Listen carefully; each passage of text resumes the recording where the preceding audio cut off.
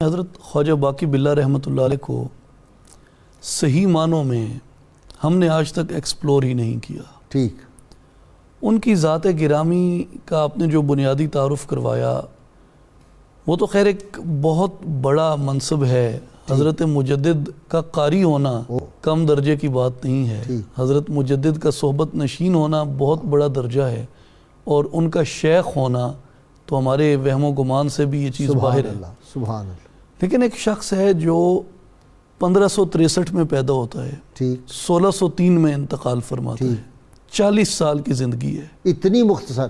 اس 40 سال کی زندگی میں اس نے والدین کے ہاں پرورش بھی پائی ہے، بڑا بھی ہوا ہے، اس نے علم بھی حاصل کیا ہے، اسفار کیے ہیں۔ کون سا ملک ہے جو حضرت خواجہ باقی باللہ نے نہیں پھر چھوڑا؟ واہ، کون سے شیوخ ہیں جن کی خدمت میں وہ جا کے نہیں بیٹھے؟ واہ، کہاں کہاں سے انہوں نے اپنے پیمانہ طلب کو لبریز کرنے کی کوشش و کاوش نہیں کی؟ سبحان اللہ۔ اس 40 سال میں وہ آپ کہہ سکتے ہیں کہ جیسے کہا جاتا ہے کہ history of humanity is history of migration, Khwaja Baqi Billah رحمۃ اللہ علیہ مسلسل ہجرت میں رہے ہیں، مسلسل سفر میں۔ سیر و فلاد کی عملی تفسیر، اس کی عملی تفسیر ہے۔ سکوت نہیں ہے، سکون نہیں ہے، ہر وقت وہ جیسے اقبال نے کہا ہے کہ فقیر کا ہے سفینہ ہمیشہ طغیانی، وہ ہمیشہ اس کے عملی تصویر رہے ہیں۔ ٹھیک، پھر اس عرصے میں ان کی جو والدہ کی دعا ہے ان کے لیے، وہ کہتی ہیں کہ یا اللہ میرا یہ بیٹا تیرے سوا ہر ایک سے آزاد ہے، واہ، اور اس نے اپنی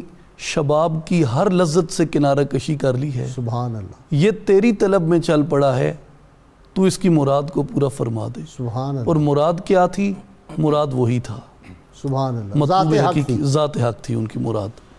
اور ایک چیز جو مجھے سمجھ آئی کہ ان کے جو والد گرامی تھے قاضی عبدالسلام، وہ ایک کھاتے پیتے شخص تھے، کابل میں ان کی بہت بڑی عزت تھی، بڑا ان کا فیضان تھا، نہ صرف علمی حوالے سے بلکہ روحانی حوالے سے بھی بہت احترام تھا۔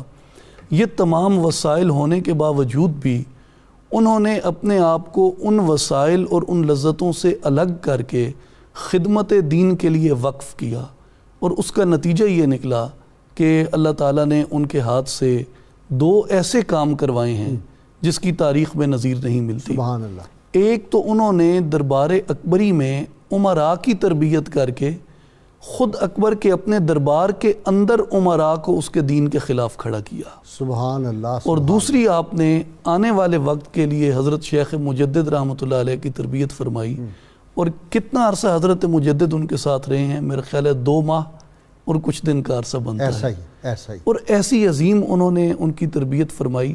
میں یہ سمجھتا ہوں کہ نہ صرف ان کے زمانے میں بلکہ سارے معرفت کے جو کلزم تھے وہ لگتا ہے ان کے سینے میں اڈیل دیے، ان کے سینے میں اتنے مختصر وقت میں۔